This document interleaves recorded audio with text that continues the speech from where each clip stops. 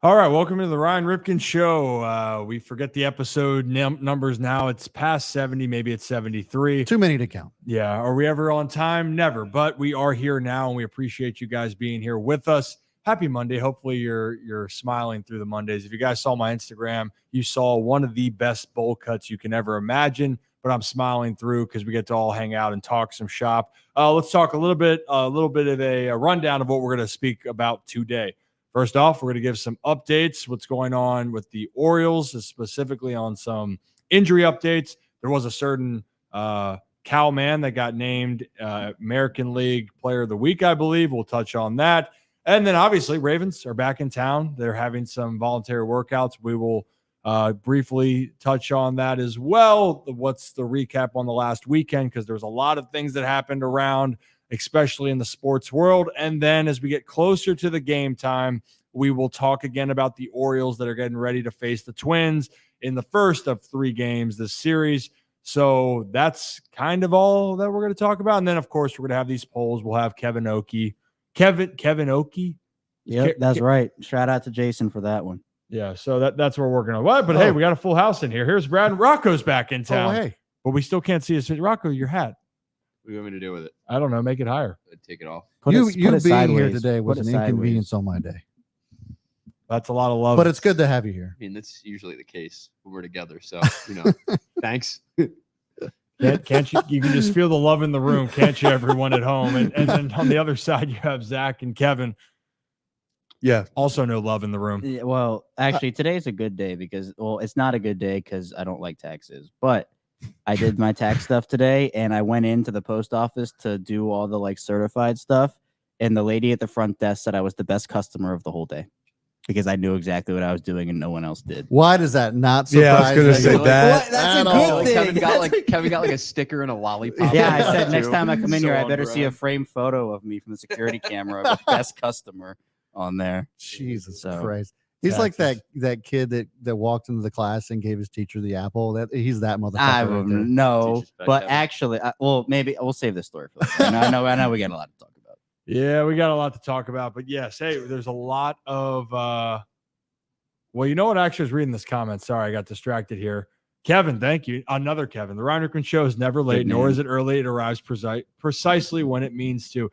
Goddamn right. You're darn right it is. But also to get a little update here. So as you guys know, we just started our subscriptions for the channel. So we appreciate you. We already have our Holy Shirts and Pants subscribers already. We also have what's the first tier? Ryan Ripken Super Fans. Okay. Ryan Ripken Super Fans is the first tier. Holy Shirts and Pants is the major tier. And we are actually having a special interview tomorrow that we will release to the channel members, the Holy Shirts and Pants crew, before we send it out everywhere else. We're not doing a show tomorrow, but the interview is coming, and I think Birdland will be very excited because, maybe it has something to do with the birds. I don't know. You don't know. He, she, it does not know. We can't tease it, can we? No. Oh, wow. Yeah. That's unfortunate, but trust me, it's going to be a good one. It is. See, that's why we needed Rocco in here to say, oh, wow, do we tease it? Well, what was it last time we were teasing something and both of you teased? Rocco and Zach both teased it when we said don't tease it. Yeah. No, I didn't tease it. What was Zach went about it, and I didn't say anything. What did you say? It was when Paston was coming on, and Rocco's like, I want to tell him. And we're like, don't tell him. And I was like, let it be breaking news. And then Rocco's like, but we should tell him. And I was like, Rocco, I just gave the hint. Just went over everyone's head. Yeah. Yeah. You know what? And Josh, maybe this will be something down the road that we need to interview King Henry. I think that would be a great one to interview. We got to get Nick Moore back in here. Nick's been running around. What the hell? He's been ducking the Oklahoma drill. He knows what's coming. Oh, and shit. By that, he knows he's gonna absolutely break my bones. So Did we confirm if he was at the Masters yesterday? I feel like I saw on Instagram he was there. I swear I saw on Instagram too, but my sources can't confirm it, being myself. I did send Nick a text, but I haven't gotten one back yet. I just said, hey. Well, speaking of sources, Nick Moore has A+ sources. He really does. He really does. Fantastic sources. Talk about a plug. Yeah. All right. How about this plug? Let's talk about the news that we know about right now. So I guess the most recent, guys, do we want to give a round of applause? We'll start off that the recent Colton Cowser just got named American League Player of the Week. Go. Woo. Or yes, I should say move, not woo. Great claps. Oh, and Ollie's in studio. Everybody. Ollie. Uh, Come on, buddy. Where is he? Come on up. Come on up, Ollie. He's a good boy. Well, Ollie.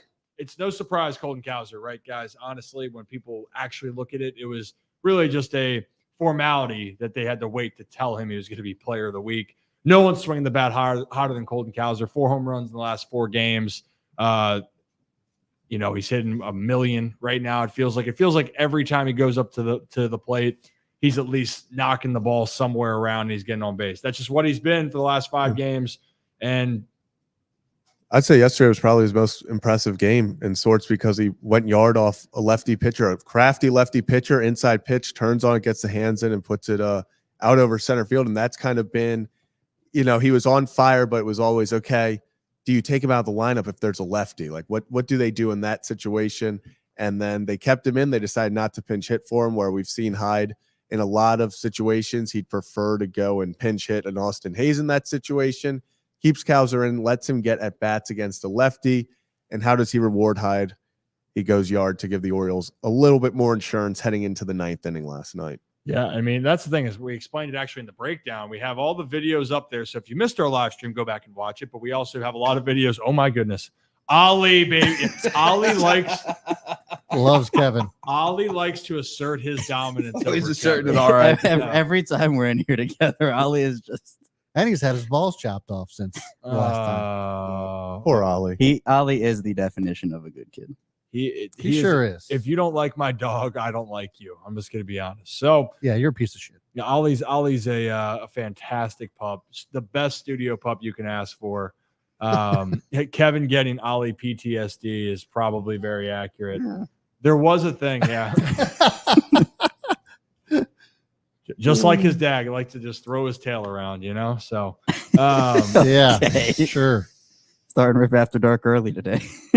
Rip After Dark at 5 p.m. It's 5 o'clock somewhere. it's 11 p.m. somewhere. But Cowser in general, right? And I guess we'll go over the Orioles lineup and everything as we get closer into the season or into the show. And we'll talk about it. Hey, we might have another guest coming and joining us at 6 p.m. Possibly a former player that knows the guys well and maybe knows a thing or two about pitching as well.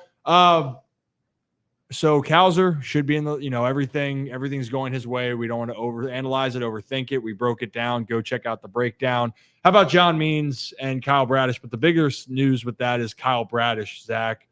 Yeah. The Orioles announced that Bradish is going to throw his next rehab start. I guess it's his first one because they didn't count. We don't count Aberdeen. You throw on a back or live BPs, they don't count. First real action is going to be down in Bowie this upcoming week. Yeah, so it's actually going to be tomorrow, I believe. And so he'll get the mound. And Hyde said that they expect him to throw 40 to 50 pitches tomorrow, which honestly, in my opinion, was a little bit further along than I thought he would be. I was thinking they were going to start him off almost like it was his first spring training start, where you sit there and you're like, okay, you're going to get 20 to 30. They're going to look to that 40, 50 range. So that's just a great sign. But as awesome as it is one of those things where it's not necessarily going to be how much he dominates, how well he does. If he gives up 100 runs tomorrow, it's all about how he feels the next day. It's all about how he feels, pitching and, the elbow and everything. So before just getting ahead of it, before you all go and look at the stat sheet and, you all box score watch, the Orioles do not care if he gives up no runs and strikes out every single batter, or if he gets hit and doesn't get a single out. What they're looking for is he gets that 40 to 50 pitches and feels good the next few days after. Yeah, I mean, it's all about pain. Do you feel pain or do you not feel pain for Kyle Bradish? That's what it's going to really be about, because I hate to tell people this. We've talked about it. It's going to be something you're going to hold your breath. I know, Rock, that Mike Elias did say that the timeline initially, they thought early season or during the first half of the season, we'd see Kyle Bradish. But when he talked about between the two pitchers, it's still John Means is so far ahead. And I think recently, Michael Elias even said at that presser the other day was, hey, we want Kyle Bradish to now start his quote unquote spring training at the moment. So, yeah, and we saw John Means was basically I don't know if they can hear the sirens on the screen. They can't because your boy knows what he's doing. Hey, man. Yeah, you know what? That's big time. You know what? Before you answer it, we're going to clip that. That was really cool. You guys just leaned over. It's like a commercial. Like, hey, that was great. Do it again. Hey, That's what happened. When Rocco likes dapping people up. Now, when he Whether daps he- me up, it's about calling me names. Whether he insults you or not. All right, but I learned my lesson the first I time. hope we clip Kevin's face. Oh, unbelievable. oh goodness. All right, let's anyway. go back to the Means Brad. Back to the Means. With Means, he was basically just a month behind. He started his spring training a month after everybody else, and he happened to start his spring training during the regular season for the Orioles when he was in Norfolk with the Tides. So for John Means with that elbow flare up, that was during that ALDS, like that first couple of weeks, that's when he experienced it. He was behind the schedule, but this is it wasn't like a new injury that really came about with John Means, whereas Kyle Bradish in January, he experienced that UCL sprain. He got the PRP shot. They tried to get him on the right track. He did start a throwing program in spring training. So he was throwing with the team, but he wasn't taking part in any of the live action things that the rest of the pitchers were doing. So now this is a big step for Kyle Bradish in the right direction because the O's, they're a step in the right direction from having one of their best pitchers back on the mound. You got Corbin Burns. He's the ace of this ball club. You got him at a solid number one. Grayson Rodriguez has been pitching fantastic through the first couple weeks of the season. And then Kyle Bradish, you have a really solid 1, 2, 3. And that's what you want for a team baseball wise. Like when you get into postseason play, you need at least a 1-2 punch, but I think the Orioles, they could very well have a 1-2-3 punch and then some with the guys they have on the roster right now. Yeah, and you're right. And that's the thing is like the best case scenario, Kyle Bradish is back, and then you're looking at this lineup. But I just we know when you're dealing with the UCL guys, right? It's just you don't know how it's going to go. So that's just where it is. It could be fine now, but can it be good for the remainder of the season? And you guys know I'm a big kind of Brad fan. You know, Bradish and I being teammates, spend a good amount of time with him. I know he's doing everything in his power, but that's something that he's going to have to deal with the rest of the season constantly to feel, all right, am I okay? And I think that his is going to be way more extended to get to the certain point. But right now, the Orioles have good pitchers. I know, Brad, we talked about this a little bit before. I mean, I think the staff's been great. I know some people feel a little bit differently about what's happened the last week. Like a guy like Tyler Wells, people are already saying, right? Like, oh, you've seen the comments. Oh, Wells needs to go to the bullpen already because of this last start that he had against the Brewers. Yeah, well, and to be fair, I'm not saying that he needs to go to the bullpen, but like he just had a rough day. Like it was obvious that he was missing outside a lot last time out. But the thing of it is, and I've said this multiple times to you off air, is that like he's had 3 outings this year. What are we talking about? It's not nearly enough sample size to really kind of be like, all right, you're out of here. I mean, how much time are we going to give these guys? I think we need to give them a little bit of grace. They're still just figuring it out. There's 162 games. They got to get in a groove. And I got to tell you, I would much rather see Tyler Wells get in his groove later in the season than worrying about it right now. Yeah, and when we're looking at it also, wasn't he the guy his first couple games that gave the Orioles a chance to win both games? Got into the 6th inning in both games, right? So, and also to the other part, with the brawl and altercation, pretty sure it had to do over tipping pitches, where it was something where the Brewers knew what was coming. So there was some high pitches, high fastballs that you're like, man, even though Wells isn't throwing as hard, it definitely, if they know what's coming, that could be an issue that happens here. But for Wells overall, you want to look at what he's done. To me, he's got the ability to be with his ball club. He's going to be with his ball club the entire year, and I love that he'll be ready for whatever. But I still think he's had a good start to the season. Just no one's if your expectations Corbin Burns and Kyle Bradish each time, or sorry, Corbin Burns and Grayson Rodriguez each time, that's really challenging because these are arguably 2 of the best pitchers in all of the American League. Yeah, and I think I'm even going to take it a step further with Tyler Wells. Tyler Wells did not have his best game on Friday, and as you said, there's some stuff about potentially tipping pitches. When he left the game, it was 4-1. The Orioles still were in had that opportunity to go and win that game. It's not like he left the game and it was 11-1 already. The bullpen obviously struggled a bit, and we saw Heasley give up the 3-run home run, stuff like that kind of really blew the game open. But when Tyler Wells left, it wasn't his best start. I know he's not happy about it, but it was 4-1. The Orioles, we've seen them come back from 3 runs multiple times already this year. So I'm not even going to chalk it up as he didn't give them an opportunity to win, because even without his best stuff, he competed and gave them a chance, even leaving early. Yeah, and to be honest too, I mean the Brewers are swinging the bat well. They were doing a lot of small ball action too, hidden runs, bunts, putting the ball in play, and then they had a couple long ball shots, and the Orioles just didn't play that well defensively. You know what I mean? So it's all context here, right? But for the Orioles right now, I love what they're doing. You have a chance to continue on. You're 9-6. By the way, we'll talk later about just the state of the AL East. Yeah. Which is pretty damn good. It's the only division in all of baseball that currently sits. I wasn't sure how the games were going earlier today, but going into last night, it was the only division in all of baseball that is still to this case, it's the only division in all of baseball that has every team over 500. That's just course of the season. That's just par for the course. I mean, that's how it was last year. And so that doesn't surprise me at all. But I do want to kind of go back a little bit. You talked about tipping pitches. You know, is like I understand like you could be pissed that the other team's is figuring that out, but isn't that just part of the game? That's just part of them, you know, looking at what you're doing and then figuring it out, and then you know it's on you to change that up, is it not? Yeah, okay. So there's a couple things here. Great question, Brad, by the way. And if you're new to the channel, hit that like and subscribe button. Ryan Ripken Show, Sundays, Mondays, Thursdays. Occasionally we go nuts when something happens that's breaking news. But the question about tipping pitches.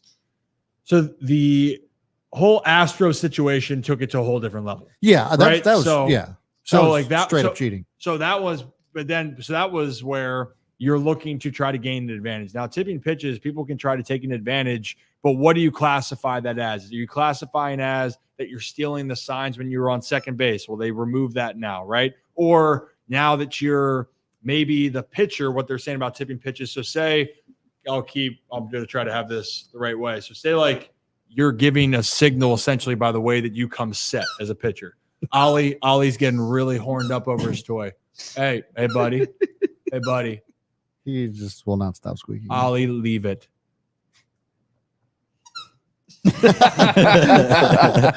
Oh, God. And while we're waiting, oh, geez. There's Ryan's reaction Like to father, the like owner, I guess. Yeah, Right? have you guys seen that wrestling referee, the like boxing Father, like referee dog. video? Like all of you were reacting differently, which is hilarious. Like you actually were paying attention to what was going on. Your dad was just staring out into space, and at the time it looked like he was ready to beat somebody's ass too. But and then Laura was laughing. So like it was quite the reaction from all four of you. It was so funny. Have you seen the boxing referee video of him like Ollie. yeah. Ollie. Ollie is murdering Rocco. Easy. Easy. Yeah. And Ollie's just letting you know who's boss in this place. Oh, no, not there. Not there. We're not stepping there. Thank you. Jesus oh Christ. my god. Yeah, that's right. That's what happens, Rock. Ollie's letting you know he's pissed that you haven't been in here in a little bit. He's like, hey, Yeah, this is clearly. my couch now.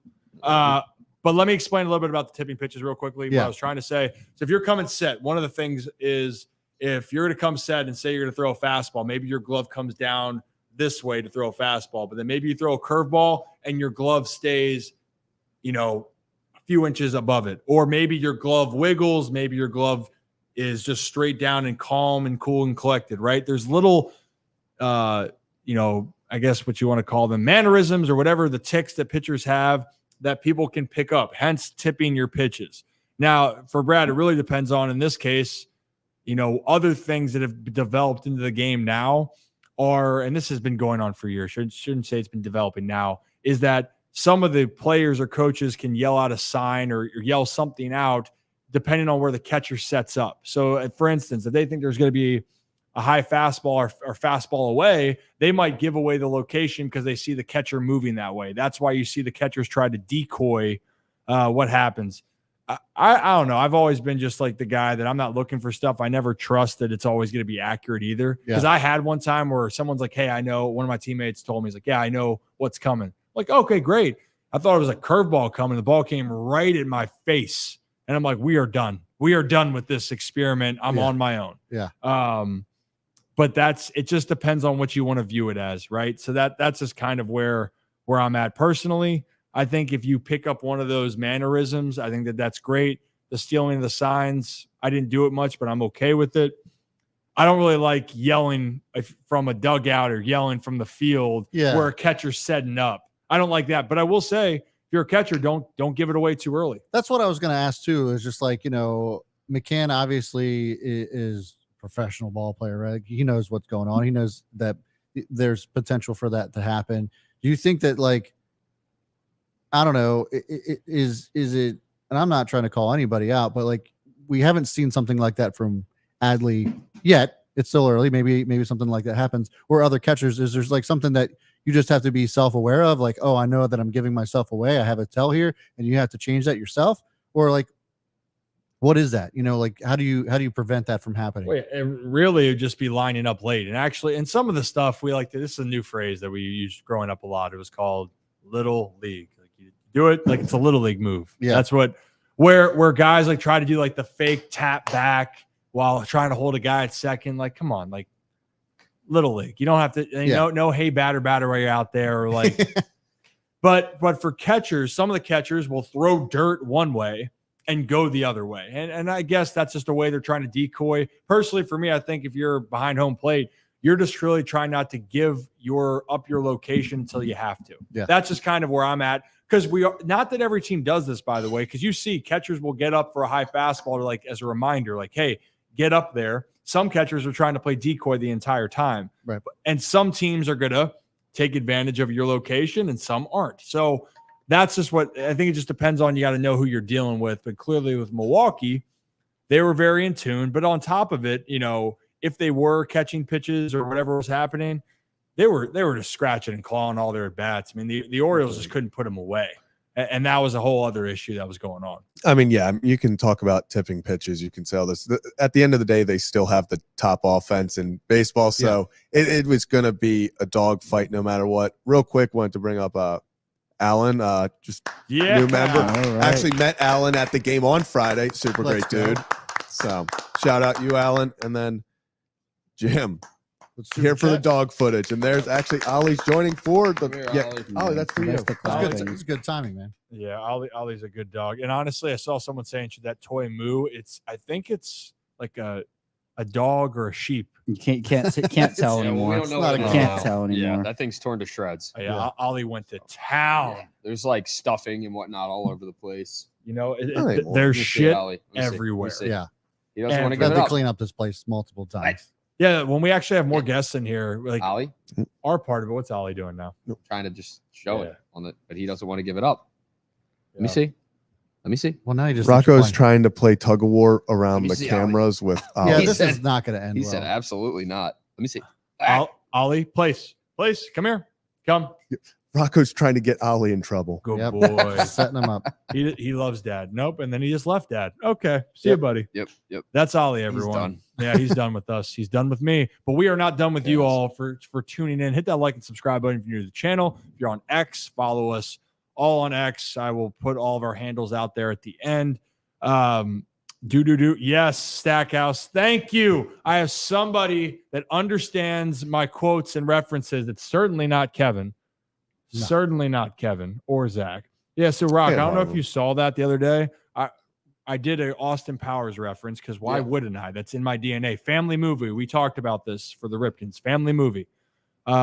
Kevin has yet to see it. Oh, you found the toy. Found the toy.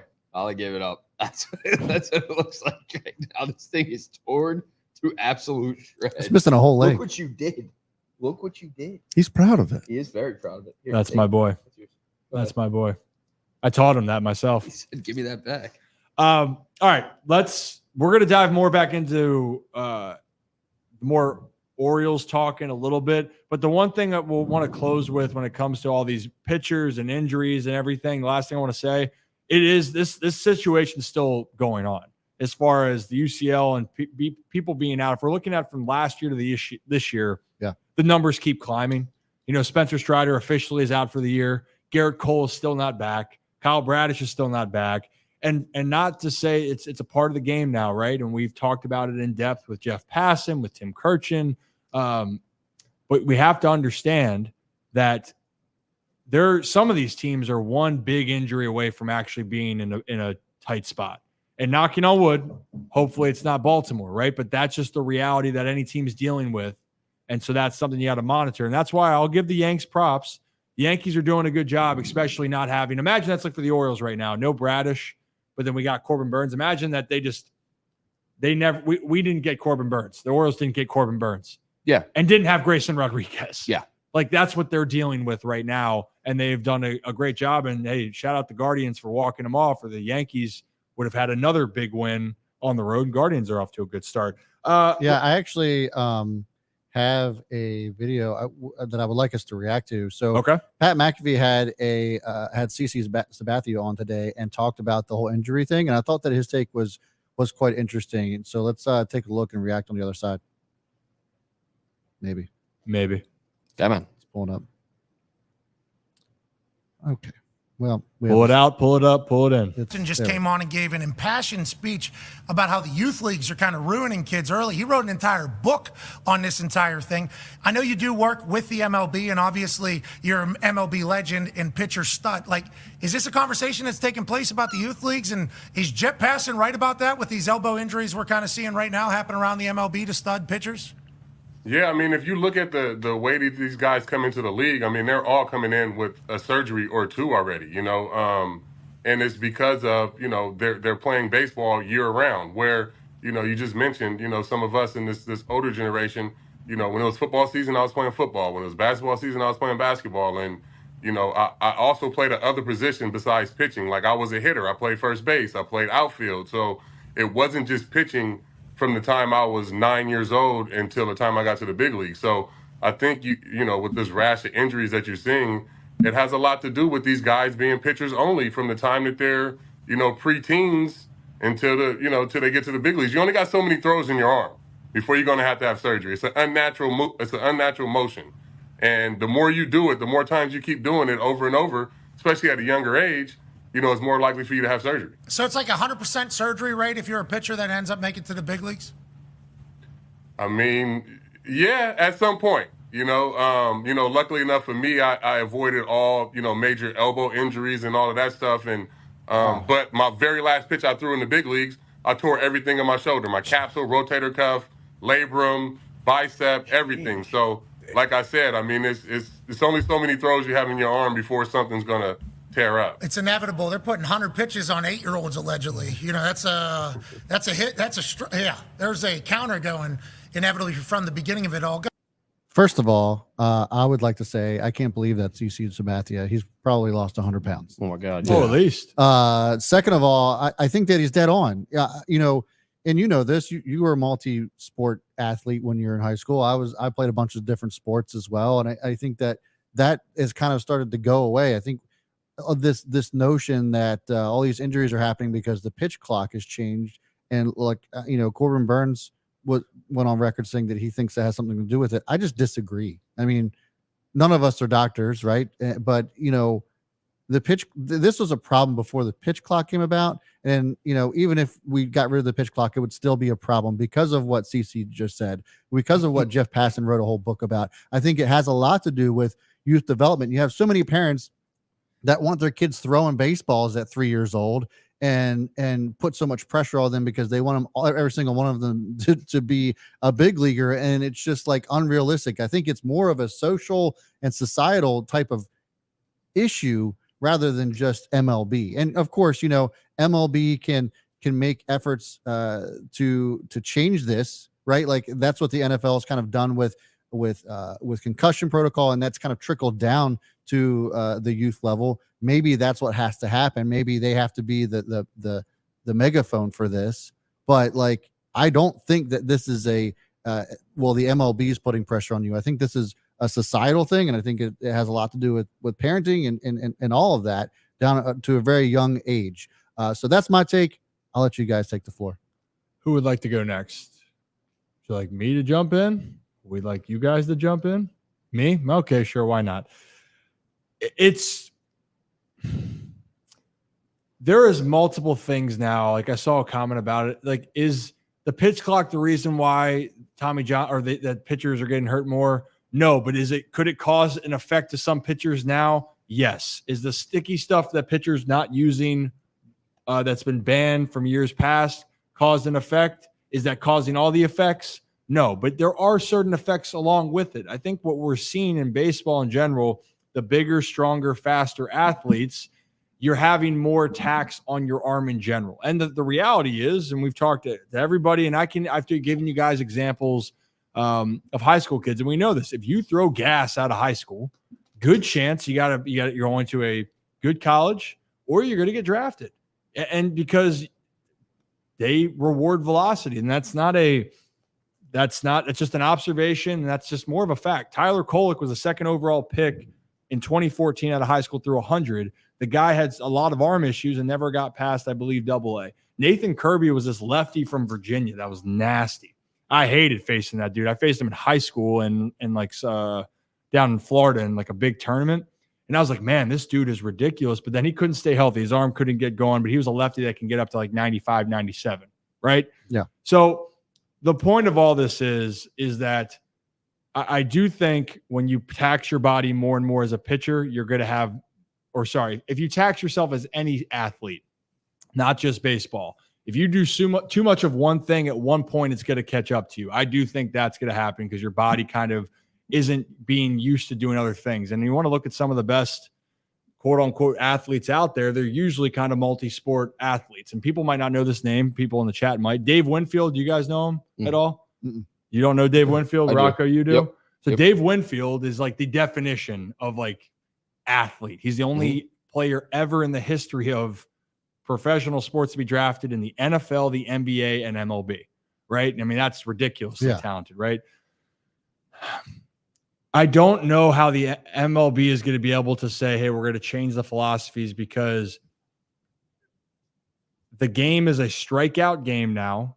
Power stuff plays, but the reality is every time you take the mound and you throw hard, there is a chance that you would have to deal with reconstructive surgery. And I think that was the one thing that like stuck in my mind with passing. It's like the one sport where you're saying you do this movement great right now, what's being asked for it, but more likely than not, throughout your career, you're going to have to get surgery, some sort of surgery or some sort of rehab. I mean, Framber Valdez, a guy that isn't even throw gas, is now having elbow inflammation, right?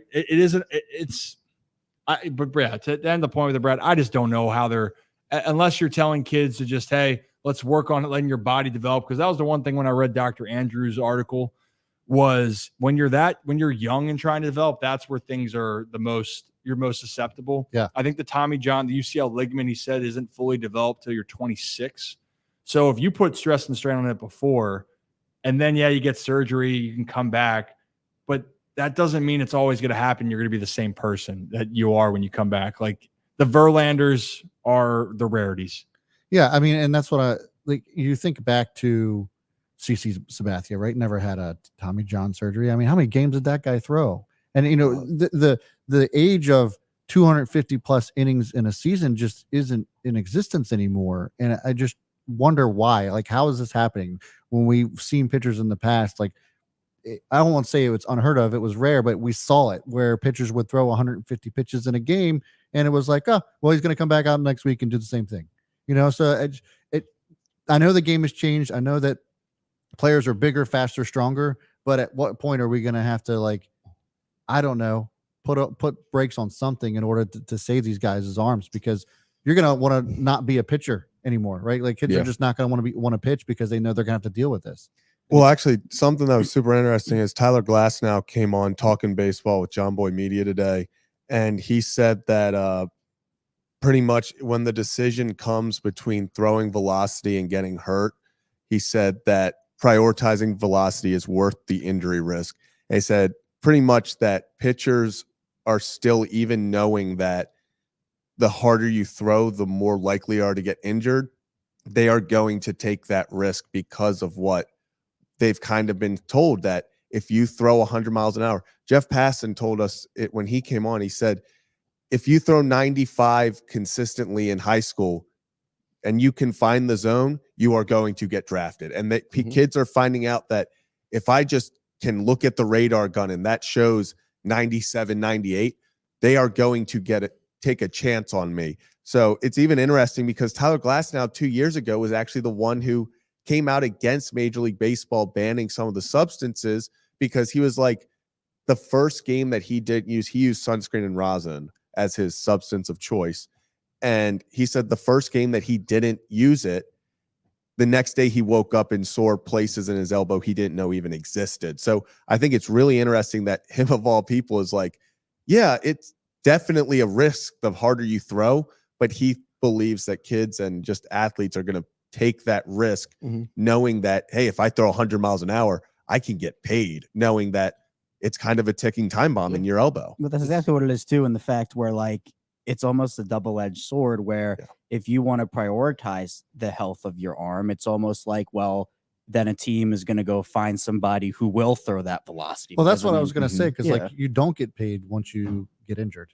And, Right. Like, I know that's no longer a quote unquote career ender, but you're not really the same guy. You're not the same. Well, you can, like, it's not a career ender and you can bounce back, but then there's no guarantee that you get Tommy John that you're going to bounce back. They're like, yep, if you're one of those top guys, awesome. Like Verlander's come back and some of the other pitchers have come back, but it's no longer a career ender. You can continue to have a great career, but it doesn't mean that you're going to be the same person that you were prior to injury. Like Spencer Strider now, I don't know what if he's getting Tommy John officially, but this is the second time he's had a UCL tear. Yeah. So not great. Before he's what, 26? Right. And he's a phenomenal pitcher. So what? Second one too. Shohei Ohtani is the second one. So how long is that going to be? Go ahead, Rob. Yeah, I was going to say it's happened to 3 Orioles pitchers right now on this current roster. And John Means, Kyle Bradish hasn't had to undergo Tommy John, but I'm just talking about the UCL injury. He's been dealing with that. And that was the whole thing with the sprain. Is he going to undergo Tommy John surgery? But they've had 2 guys on the roster, if we want to talk about actual surgery, with Means, with Felix Bautista, who has happened to. Felix Bautista throws absolute gas. He was touching, 102 last season, 103 sometimes. I mean, he's throwing heat. And Jeff Passan said it best, and it's unfortunate that we have to think about this and, knock on the nearest piece of wood around you, but he talked about Grayson Rodriguez, and that was the name that stuck out. And he said it is inevitable that if he continues to throw this gas like he always does, same thing's going to happen to him with the elbow inflammation, with potential Tommy John surgery, with UCL. It's not what you want to hear, but it's trending in that direction for a lot of these guys. Obviously, right here, we and Jeff Passan as well want to see Grayson Rodriguez and every pitcher as healthy as possible and at the top of their game. But when kids are coming up through the high school ranks, I feel like that is what separates you from other pitchers. If you got a guy out there, it's like, that's a talk of town. It's like, this guy's throwing high 90s, low 90s, like he's going to the show. It's like, it's the cool thing, because when you're doing that, you're not necessarily the only kid that is doing that in high school, but maybe the only kid on your high school team or in the area that could be touching 95, 96, 97 if you're doing that in high school. But there's a lot of kids that end up blowing their arm out that way. Yes. There's kids, which is ridiculous and baffles me. There's kids that are throwing breaking balls that are like 8 years old, like curve balls, like every other pitch. That's a recipe and for messing disaster. up their, and it's just like, we had a kid on our travel ball team that was doing that. And my dad was a coach, and he's like to his dad, he's like, what are you doing, man? Yeah. He's like, your kid's too young to be throwing breaking balls right now. Yeah. He's like, once you get to a certain age, fine. But like, work around the zone, throw your fastballs, do your thing, work on location at that age. Yeah. And then when you get to the right age, okay, start working in the breaking balls and whatnot and that movement. So I don't know, man. It's crazy. You want to see the best pitchers and the best players on each team healthy.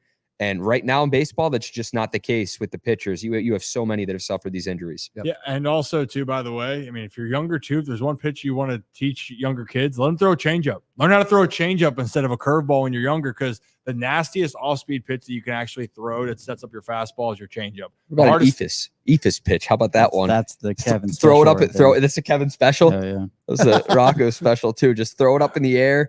Get ready to throw a fastball, and you throw like a 40 mile per hour, just like pop fly into the catcher's glove.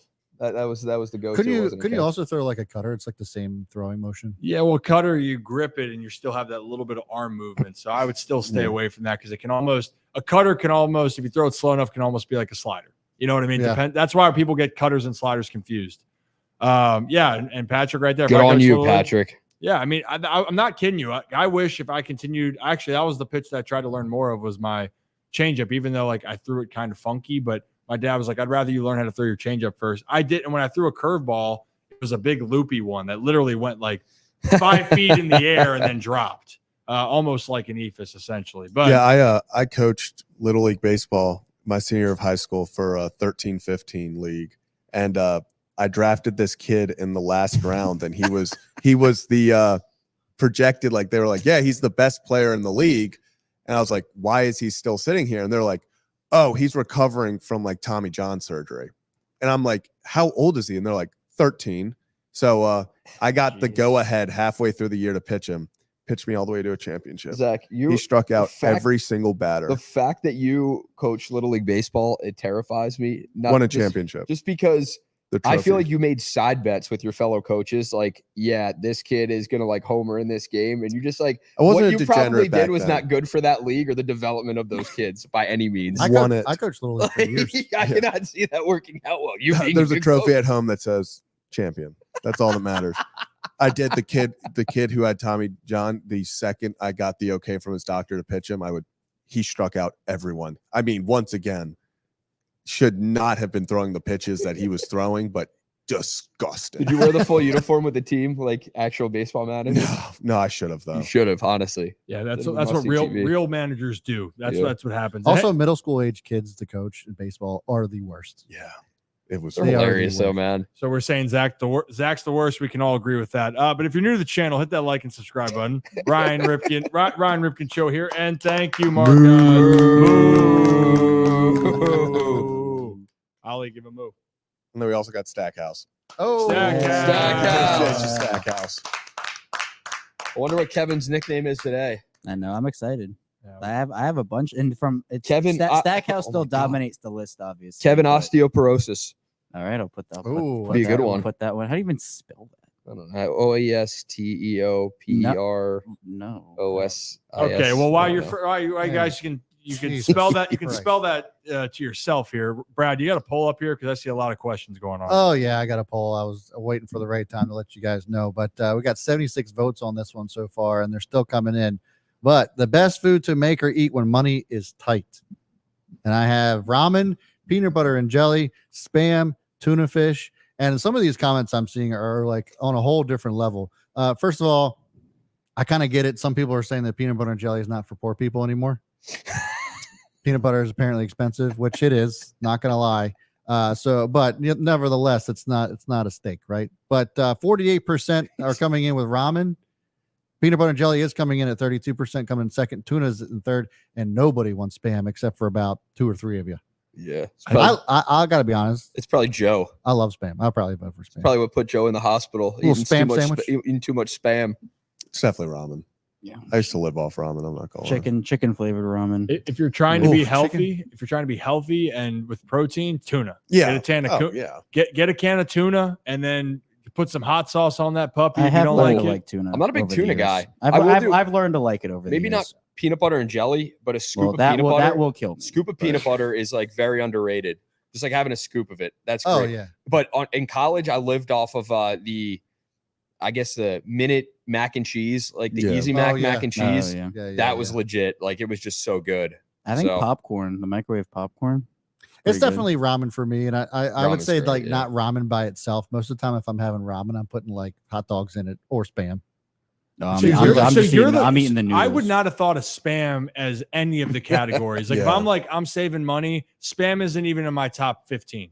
Really? Not even. Cheerios. Cereal's expensive. If it's like store brand Cheerios, sure. Joe, expensive. Joe, I'm sorry if I crossed the line, buddy. I didn't know how far I could take it today. What did you say? I said Spam's probably what put Joe in the hospital. I was saying, Rocco. Miss you, buddy. Hope you're doing well. This one I like from Mike too. Eggs. I was thinking about eggs, like an egg salad, but like I already had a sandwich in there, so I was trying to find something different. But anyways. Yeah, I'm a big egg guy. Yeah, Rocco, you're. Oh, this we got. I like what Dale said. Tuna. Joe knows I love him. It's all in good fun. I've never done that. I actually want to try that.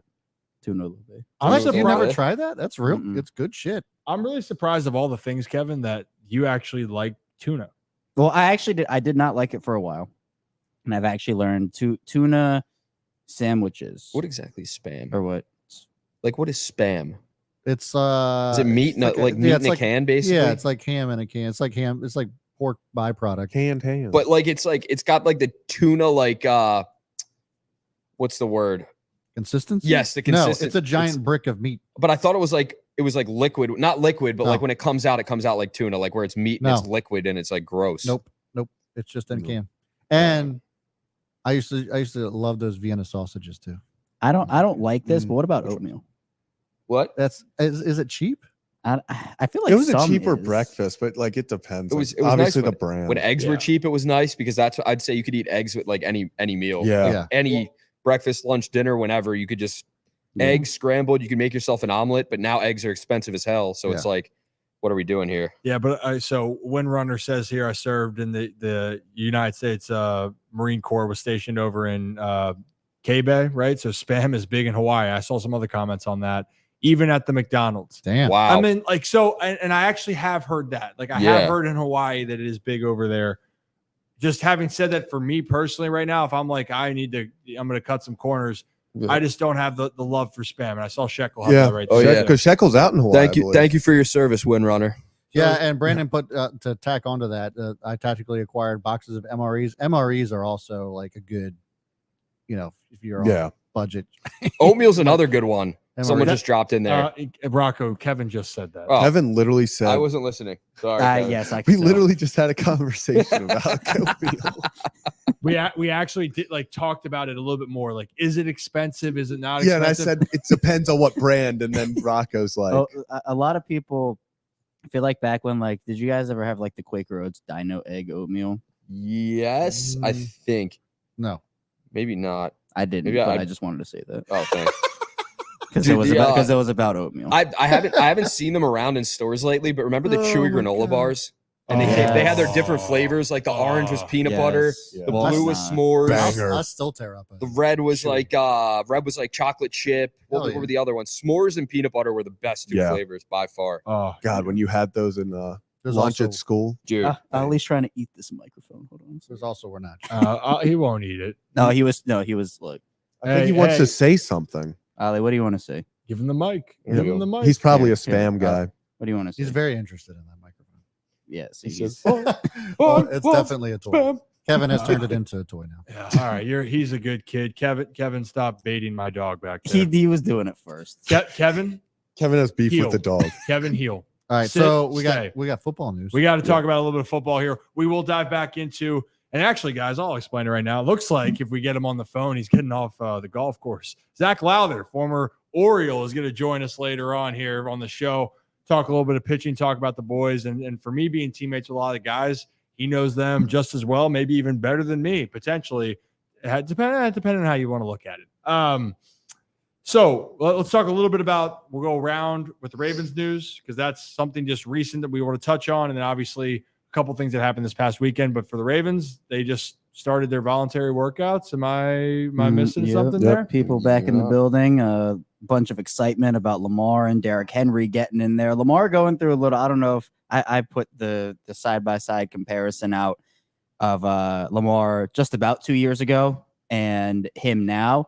Definitely dropped, at least the picture. It looks like he dropped some weight, and all the comments were all about oh, well, I have Derrick Henry now, so now I can drop the weight and we can, almost like the yin and yang. But Henry is massive, and everybody's there it is. Oh yeah, so he looks like 2019 Lamar Jackson. Yeah. No, it's a huge difference. Now, obviously, it's April, so we'll see. Right, it's not the final. I don't think this is the final form of Lamar, but clearly there is a difference between 2 years ago and what he was. I wonder if that it has to be on purpose, right? Like he has to, so I wonder what the reasoning would be. Like, you think it's more because his running ability was so high then, or what? I think it's more. It's got to be a comfort thing. It's got to be now that Lamar, because he came in last year, it's definitely I feel like his biggest weight, wasn't it? Yeah. Past 2 seasons. Spence Fit down there in Florida. Yeah. And that was the he had him on this program. That's what Lamar had talked about, and he bulked up. Oh, was that the entire gym guy? No, that's a different guy. That was entire gym guy is a different guy. Spence Fit does his own thing. PTSD, but he's boys with Lamar. So do you remember? It was Ken Francis. Ken Francis. Yeah, I'll tell you what, we're looking for a gym sponsor. Dude, I'd love to get Ken Francis. It's not just a little bit of the gym. It's not just part of the gym. It's the entire gym. We should get Ken Francis. iPad not included.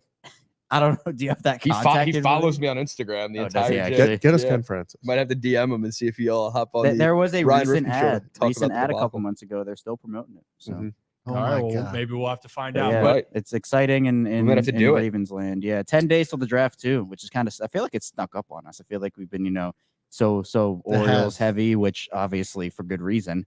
But 10 days from now, Ravens have 9 picks too, so gonna be interesting to see. We know the Ravens love to move up and down that draft board. Wouldn't be shocked if they end up with double digits this year. Yeah. Speaking of, sorry, I was going to go say. ahead. Speaking of Lamar Jackson, he was Cam Newton was talking about him earlier last week on Club Shay Shay, and I thought that Cam Newton had some interesting things to say. So let's react to that on the other, and we'll react to this one. Wins the Super Bowl first. Jordan Love, Brock Purdy, Joe Burrow, Lamar Jackson, Justin Herbert, Dak Prescott, Jalen Hurts. Lamar. What happened? What happened this year? Because it seemed like everything was perfect. They had home field throughout. They were clearly, from about week 9 on, the best team in the NFL, and it wasn't close. You look at the teams that they beat Miami by God knows how much. They did a demolition job on the 49ers. They blew the doors off Seattle.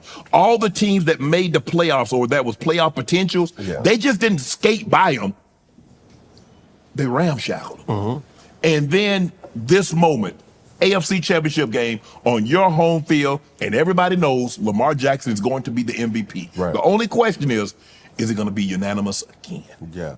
I think one thing that Lamar and the Ravens organization just has to figure out is how to win the ugly games.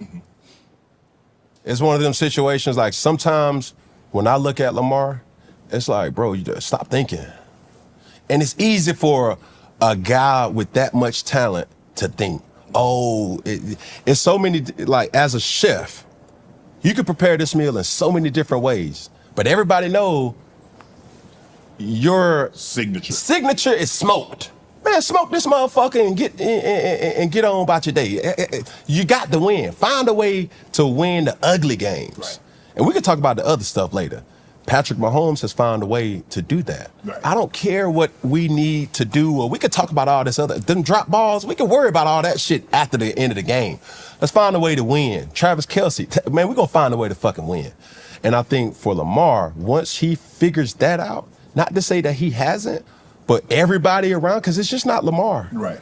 It's everybody finding a way to win. That's so Cam obviously has had a lot of different takes on there, but he is right about the finding a way to win part. And for Patrick Mahomes, we talked about, was this we in agreement of the Chiefs teams that have won a Super Bowl? This was probably The their worst. quote unquote worst team. They're still obviously Super Bowl champs, but talent wise, Yeah, I think the offense was the worst we've seen. The defense was a lot better than I think we've seen. yeah, the defense. Yeah, you're right. The defense was fantastic for them, but because their offense was not as dynamite as we're used to seeing them, they had to find a way to win ugly and rely on their defense. Like, hey, we're not going to try to lose the game, but we are not going to put our position.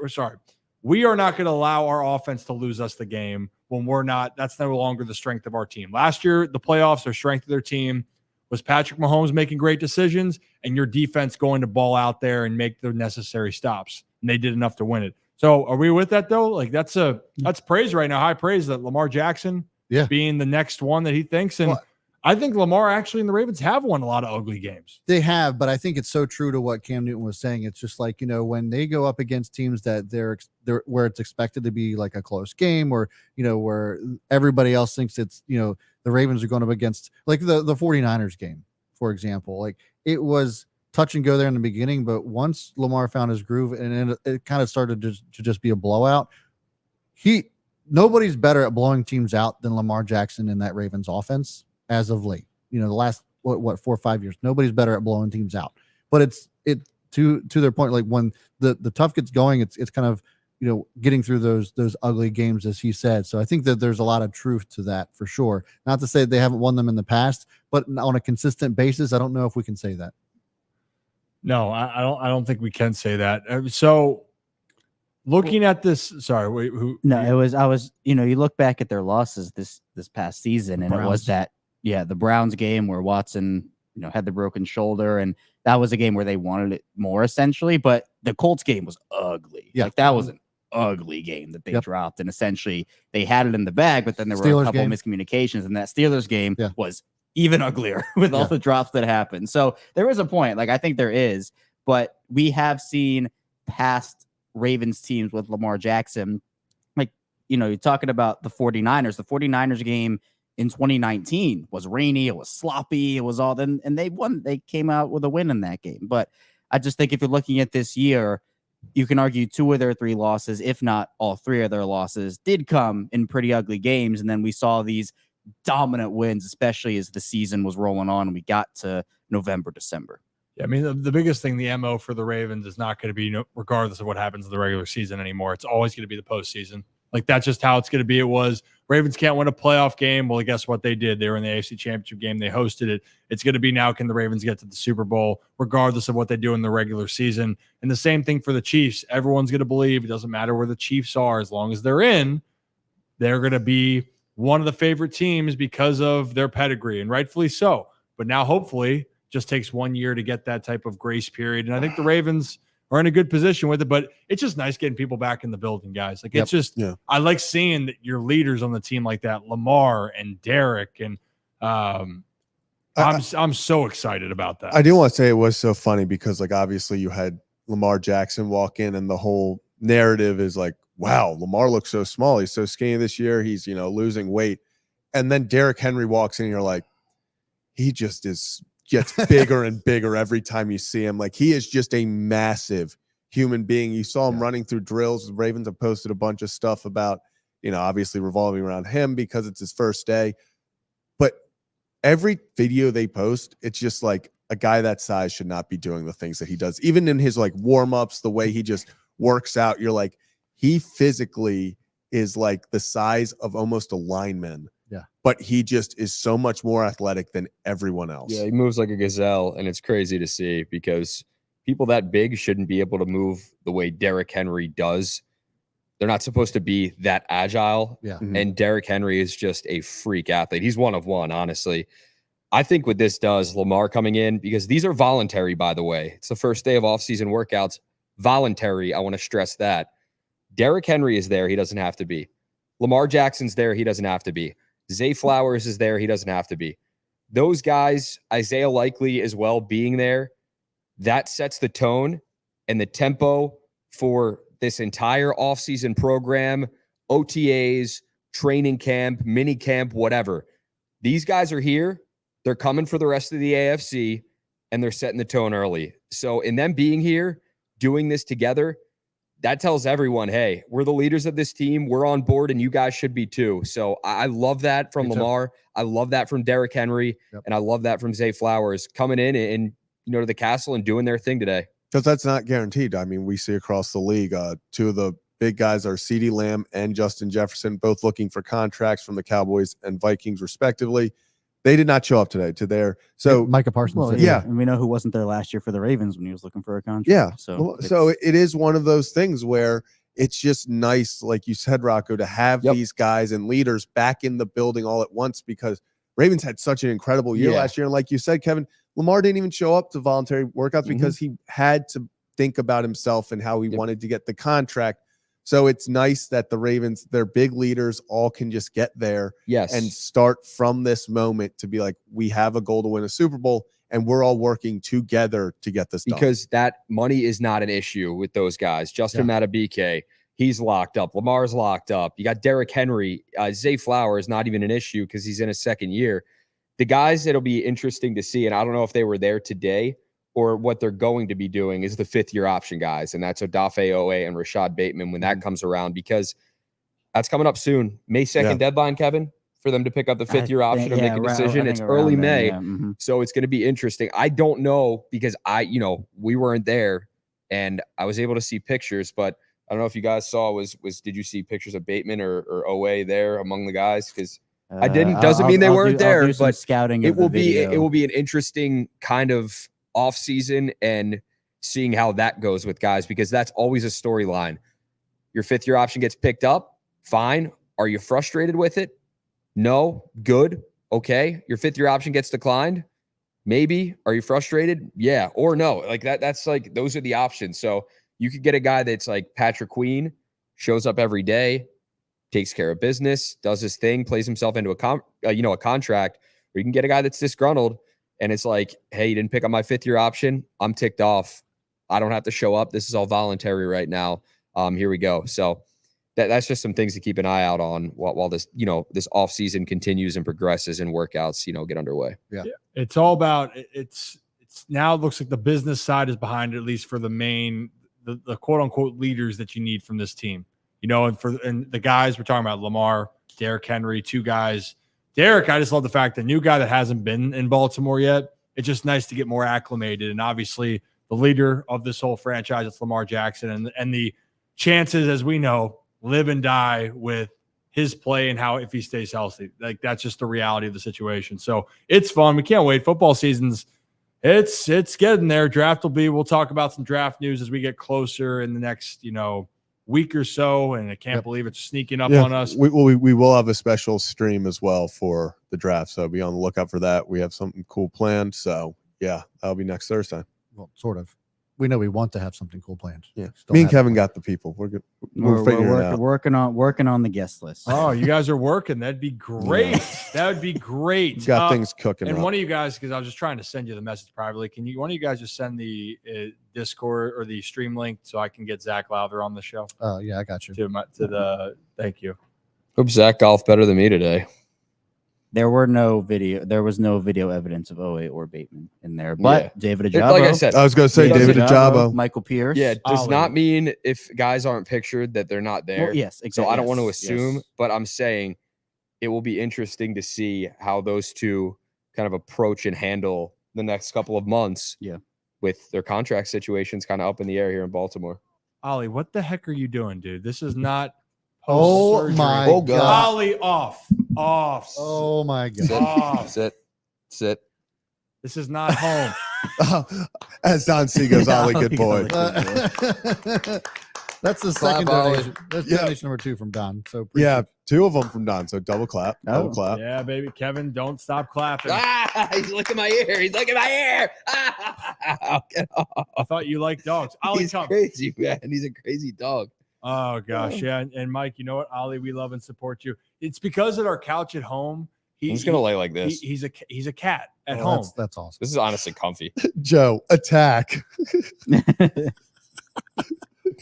Ollie, that's incredible. See, now he's chilling. Now he's chilling. Hey, bud. For 2 minutes, then it'll be off. As long as he's comfy. Yeah, that's all that matters. Then he'll get all hot and bothered, and he'll go somewhere else. But if you're new to the channel, hit that like and subscribe button, or if you like Ollie, at least that's the most important thing. Hit that like and subscribe button. Follow us on X as well. I know that there was a few issues on X with what was going on. That's for a different time. Why don't hit up the channel memberships as well? Yep. Next to subscribe, there's that join button. You can click that, and it's Ryan Ripken super fans, and then the Holy Shirts and Pins. And we'll get going on our we'll set up as we're gonna have the private live streams for our members as well. Like, we like to get frisky, but then who knows what's gonna happen on the just members only live streams where we can really it's a more intimate setting. There's a lot of comments. We try to get to the most that we can, but we also then make sure that in this case, the channel members, if you guys have serious or unserious questions, we can answer all of that. Whatever your heart's desire is there, especially. And for the specials that we have coming up, like our interview tomorrow on Tuesday, which we're not allowed to tease, but you guys will have to just wait and see. Before Zach gets on here, why don't we, a couple things just around the weekend. Masters, Scotty Scheffler, child wasn't born, so he decided to win the Masters. That was amazing. And Tiger Woods had a brutal, it was sad. It hurts. It hurts to see Tiger not play well. Yeah. And it kind of begs the question, like, is Tiger done?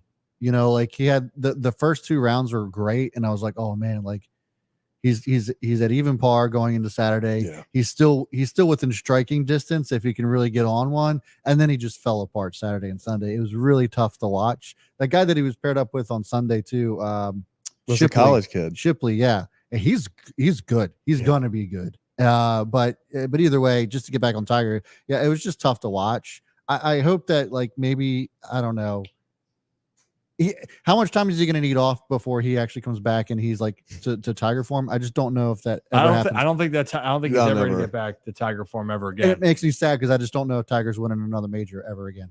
Yeah, it's the downfall has been tough. We'll talk about some other events here, but since we're talking about golf, and Zach Lather is currently on the golf course himself. We might as well bring him in and talk a little golf with Zach, former Baltimore Oriole, but more importantly, former teammate of Ryan Ripken. Zach, hey, there he is. Hey, how's it going? Hey, crew. Long-time viewer, first-time caller. Yeah, I know. How about that? Hey, honestly, how are we shooting it today? Oh, a lot of snowmen. A lot of snowmen. Hell yeah. Yeah. So Second time out all year, so still getting a little rust off, trying to hit them straight and pass the ladies' tees. That also sounds like a lot of beers, though, too. So it's not a bad day. Yeah, you're hanging out. Well, Rocco got on the course too. Are you on pace for 110 or better? Yeah, through 16. Yeah. Remember when you said you're like, oh yeah, I'll be in my car soon. No, it's golf. I knew exactly where you were. We were rolling. Yeah. Well, if you got to hit your shot, you can go ahead and hit your shot too. No.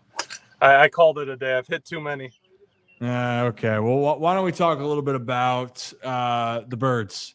Obviously, a lot's going on. Wait, we talked about tipping pitches. Actually, you would know more about this as well. So I was hearing that the Brew Crew was tipping some pitches, or the Orioles were tipping on Friday night. And that's when Wells got lit up a little bit and everything was getting the brawl, the photo that you saw where I looked devilishly handsome. Yes. Yes. That one you texted me about as well, just like the rest of the people. Yeah, anyone you know, I'm sure. But in what way is yelling? If someone yells something from the dugout to alert someone, is that classified as tipping or out of the realm? Like, where do you cross the line for tipping? I think anything outside of like baseball stuff. So going into the dugout, like we're not using technology. We're not doing any of that anymore. So like if you're just using cues that you've learned over the years, go for it. Like if a team's not going to conceal it, go for it.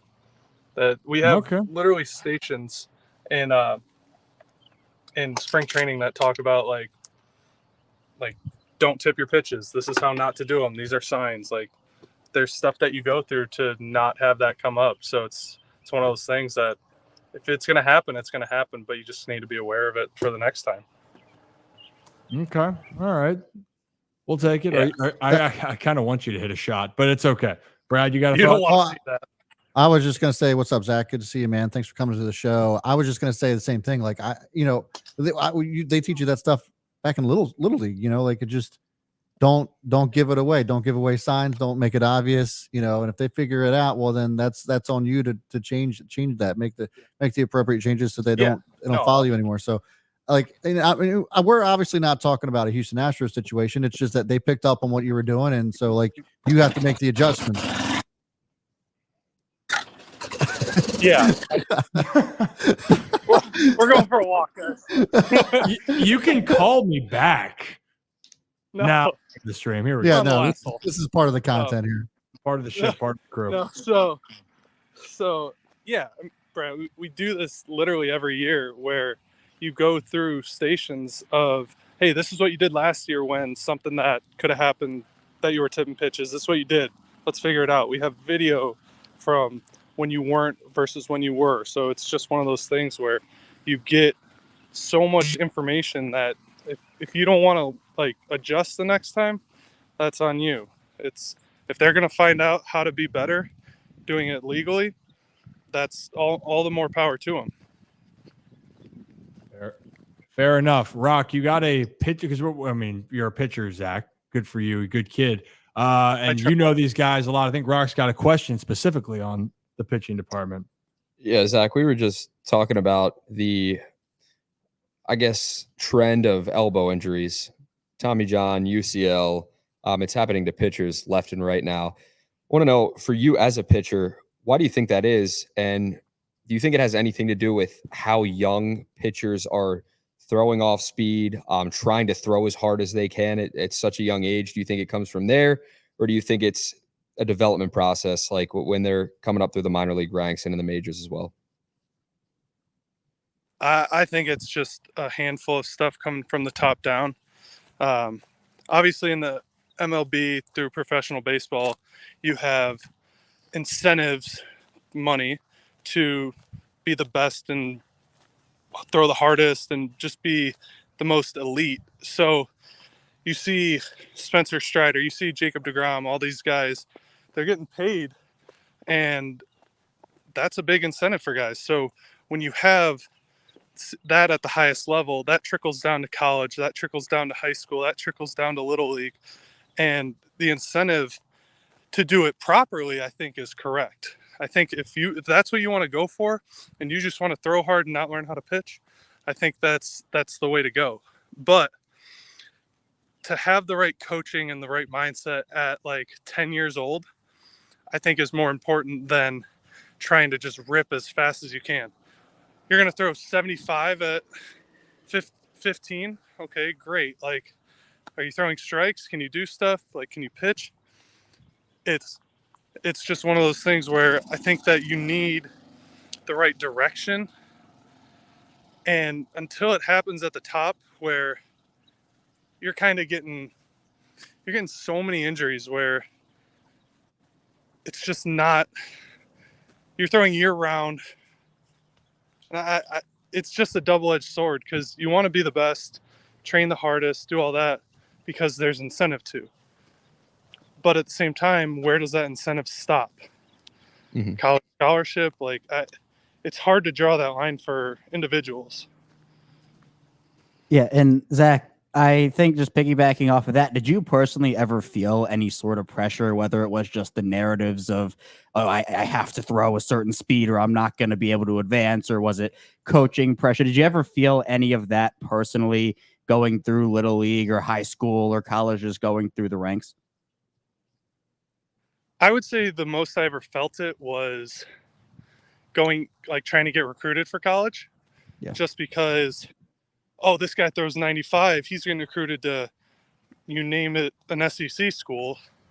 I want to do that. I want that opportunity. So you kind of just have a domino effect from there. But if you know what you're good at, do it really well. I threw 87, 89 in high school. Threw strikes, had a lot of movement. I got really good at doing that. Went into college, did really well with doing that, was able to get drafted. So it's just a matter of like being realistic with yourself, setting your training the way it needs to be in a safe manner. But yeah, I mean, you have competition with friends. So like if your friends throw 95, of course you want to throw harder, do it safely, do it correctly. And just like be realistic with yourself. In my opinion, there's a cap on every human body. Whether you can get to that is one thing, but once you get to that, good luck. Like anything after that is hard on the human body. Yeah. Yeah, you're getting some great steps in, man. You're a good kid. Where was Zach Lather?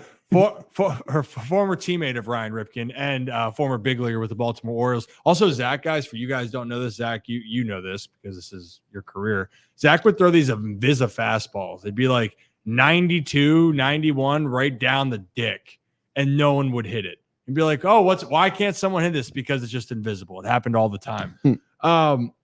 Speaking of just pitching, because what? He's back. Oh, he's back. There he is. Uh-oh, Ryan. What happened? Uh-oh. Guys.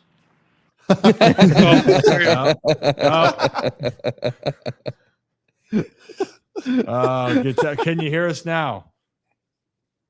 Yes. Oh, that's good. Fantastic. Guys. Jesus. No, you're great. a good kid. You're a good kid. I was giving you a Oh, compliment. all right, see you, Zach. No. Well, he's a good kid. Maybe he'll make his way. I was just gonna ask him about some of the guys he's like seeing so far from the squad. That's a good question. I'm out of breath watching Zach. Oh, hey, He's back. There he is. Yeah, he did it. Okay, so the question I was going to ask you. Oh goodness, guys! It's my favorite. Now it got favorite. windy. Jesus now the Christ. wind's howling. It's okay Hello? if you have to go, Zach. No, we're on the last hole. Oh, okay, that's good. So you can hear me. All right. Yes. Thumbs up. There's one thing that I've learned about with professional athletes is that they think they can do anything, including be on television. Not all of them can just do it. Well, what are you talking about? Zach is typing in the private chat and he just goes, "Hello." That's what I'm saying. It's like they need coaching too. That's all I'm saying is that Zach needs a little bit of coaching. But Zach just literally apparently the service is going out. Yeah, he can't even talk. Well, I know, but you said at the beginning of the show or when he first came on, it's like just wait till the golf is over. He's like, no. But like we should have just waited till it was over. Is all I'm saying. Yes, we should have waited till it was over. He's a good kid. Is he back? Back for good? Nope. See ya. This is like what you see in your nightmares. It's just like the flashing face. It's okay. Hey, Zach, it's great to see you on the screen. Thanks for coming, Zach. We'll get Zach on a different time. I gave it the old college try, but he'll be back on to talk more about pitching. I'm just telling him, but in all honesty, he has a lot of great insight because he's spent a lot of time with these guys and talking about guys that are having great seasons so far. Like Keegan Aiken is a guy that he could touch on a lot with. Obviously, we've spent a lot of time with Bauman, Grayson Rodriguez, a lot of these pitchers that maybe you need to know more about. And also when it comes to metrics and analytics, Zach is really, really good at all that stuff. So we gave it the try. It was good to see. It's good to see his face. I'm actually interested in hearing about that kind of stuff, like having the analytics side of things from him and just kind of getting perspective on that. So, whenever he's on the golf course, love to have him back. Oh, Rocco, you banned Joe. I didn't do anything. Oh gosh, but you know what, Houston, Must have been somebody else. Zach's brief cameo is motivational. It's a reminder to get those steps in. He really did inspire me to go get some steps today. I love him talking in the private chat. Hello, I'm out of service. No, my thing is, guys. That was great. That was awesome. And honestly, he's a great guy. I wanted to ask him about Rip After Dark. I'm sad I didn't get to ask him. I know. Well, more times on with better internet connection, we will have Zach back on to talk a lot more about it. So, and also we have I have a few other teammates that are just that are able to come on, and let's just say they have some colorful stories about me as well. But we also have future guests that are going to come on. Obviously, some recurring guests that we've already had and future guests that we haven't had on, but we're excited to share with you as we go forward. You're new to the channel, hit that like and subscribe button. I guess now we're past the golf. And before we get back into the baseball, because the Twins and Orioles are about to kick off here, or first pitch, in 20 minutes. We're going around the rest of the way. WNBA draft is happening tonight. NBA playoffs, the play-in tournaments are starting now. The Washington Wizards were terrible, but the Denver Nuggets for Kevin are 2 seed. Oh, it could have been the one. Yeah, it was the worst loss I've seen in 3 years to the Spurs a couple days ago. It was horrendous. Blew a 23-point lead to the worst team in the Western Conference, missing like 7 rotation. Yeah, what's with these wild runs that the NBA is going on? It feels a lot like it feels like no lead is safe. Yeah, like at all. No matter how good you are, which is different unless you're up by 50.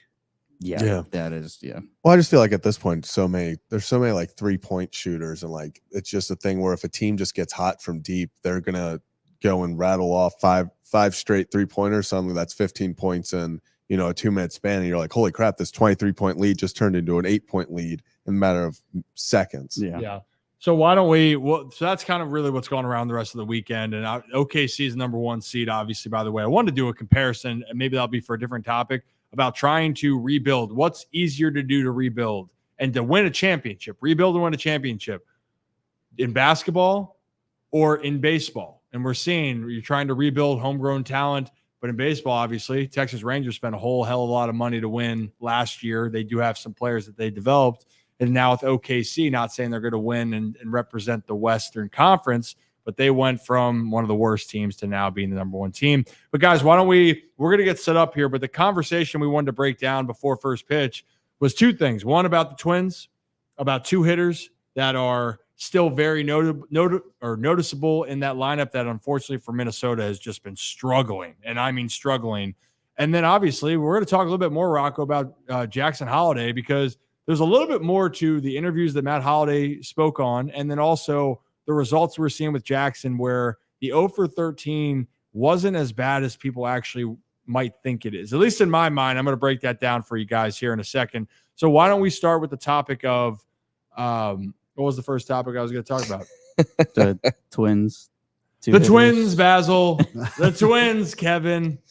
Is that from we just Austin did this Powers? yesterday. I knew it. Say. I was baiting. I was like, knew it. We did this Austin yesterday. Powers. Hey, why don't we get set up? You guys can have a little Kevin's Corno with our recurring guest, Rocco DeSandro. Yes. Well, there's a conversation, actually. I don't think we got to finish it, Zach. I think it was you and I were talking about it. Rocco might have been on the screen. I can't remember. But about the Orioles, the circle of trust right now for Orioles hitters. Mm-hmm. I think, everybody before this season, it's going to be Gunnar, it's going to be Adley. Not that you don't trust those guys. Like, they're still obviously great players. But if you're talking about right now, it's Colton Cowser, and I think it's Jordan Westberg. And those are the guys firmly, based off of now, that when they're up at the plate, I'm just like, oh, yeah, this is a hit. I don't know what it's going to be, but they're going to get on base somehow. Yeah, I think you could probably also put Ryan O'Hearn in that situation, just because, especially against righties, Ryan O'Hearn just has proven just game after game. Yep. Boom, right there. O'Hearn. Yep. He's just been one of those guys where he never does anything too flashy. He's not going to go make, some insane play with his speed or something like that. He's just a very good hitter that comes out there and is going to produce when his number is called. We saw it yesterday, the first inning RBI single, followed by the solo shot home run. So he really has just such a completely different hitter than when he was in Kansas City. And we're going to have to look back and study the differences that he made from Kansas City to Baltimore, what they unlocked, because it truly is special, the player he's become. And he's a guy that so many people say, get him out of the lineup. We want Kerstead. We need Kobe Mayo, someone like that to take his place. But every single time Ryan O'Hearn's in that lineup, he's going to produce. He's going to give you a hit or two. He's going to drive in runs when players are on base. And if it is a big moment, if the score's tied, if you need someone to go win the ball game, I want Ryan O'Hearn up at the plate. And now, speaking on the other side, pitchers, not named Corbin Burns, not named Grayson Rodriguez. If we want to throw Craig Kimbler in the conversation, sure. Yeah. Outside of those three, is there any pitcher to you in the circle of trust right now for the Keegan Orioles? Aiken? Keegan Aiken, healthy, he was dealing with a lot of injuries that people didn't really know about last year with his back. Wasn't 100%. Keegan Aiken is one of those guys right now. Obviously, also a Danny Coulomb. Love what Danny Coulomb's doing. But he's one of those guys where every single time that he's gotten the ball so far this year, he has produced. He's striking guys out. He just looks healthy, and he looks like he's able to he's a guy that if it's the 7th or 8th inning of a close game, I want Keegan Aiken, Danny Coulomb. Yanier Cano's he gave up the home run yesterday, but he's still a guy that I truly believe is going to be the guy that you can trust in the 8th inning. And then, like you said, Craig Kimbrell.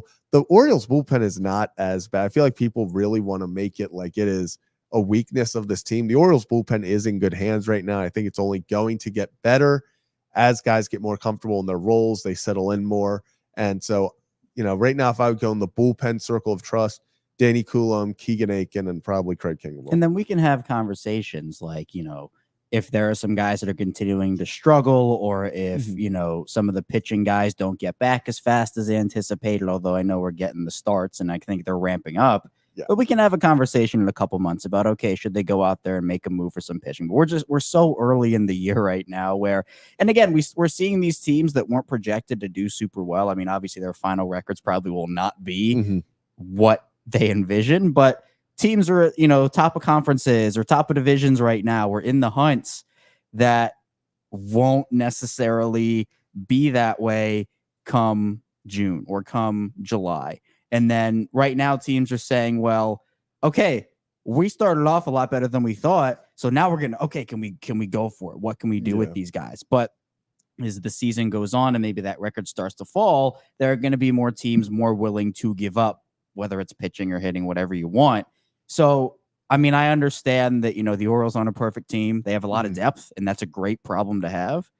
But I think it's too early to talk about. And I think I saw the comment. Well, first off, Zach Lather did just put in the chat. I shot a 118 or something close, if anyone was curious. So there we go. Right. Shout out Zach Shout for that out. one. You know, Yeah. There we go. We'll give you a round of applause while trying to deal with getting on the show. That's a good. It's a good start.